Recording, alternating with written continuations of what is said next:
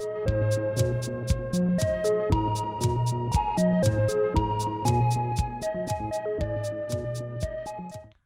my name is Jordan Service, and this is a video on deep analysis. So deep analysis is a term that I'm just making up right now.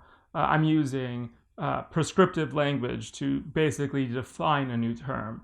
And so there can be descriptive language and prescriptive language, and this is an example of prescriptive language. So deep analysis for me is looking at how different forms, and a form could be anything, but specifically artistic forms and advanced artistic forms, have different levels of structural elements. And so, for example, a song can be broken down into like drum and bass in the rhythm section. It will have a lead section. It could have a more rhythm section, in rhythm guitar, not the rhythm bass. And so there's all of these forms, but those forms are then stacked on sound design. And so not only do you have things like your percussions, you actually have what is the waveform of your percussive cymbal or your clap or your hi-hat, right? And so when we're looking at things, we could really look at it from the sound design perspective. You could look at it from the musical instrument section perspective. Then you could look at it from the song's perspective, in the sense of, well, what is this song making me feel? How do all of those elements tie together to make a cohesive whole?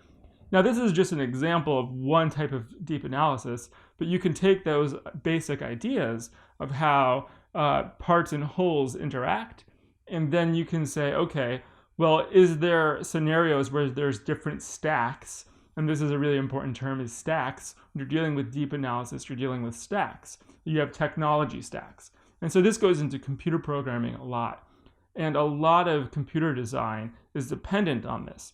And so actually when we're dealing with modern day computers, they're actually dealing with computers inside computers. So the whole concept of virtual machines within computing is an example of a deep analysis type system that's using stacks of technology to sort of understand and get new functions out of lower level base functions.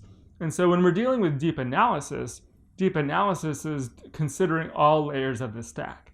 And so a shallow analysis or a typical analysis will only look at one layer or maybe two layers of a specific form or medium, and they won't go all the way down and do a careful systemic view of the deep analysis of each stack layer that forms the form or that creates the form. And so deep analysis is really important when you're getting into advanced structures and advanced mediums like cinema, like computer programming and computer programming design. And it's really, really, really important for artificial intelligence and deep neural networks. So when I'm talking about deep analysis, this has a direct relationship to DNNs, which is a deep neural network, or an RNN, which is a recursive neural network. And so there's all different types of neural networks, and those neural networks will create these new stacks of symbolic form and learn off of each other. And so when we're doing a deep analysis, we're doing a very, very similar process where we're taking any form, and that could be an essay, that could be a movie, that could be an image, that could be anything.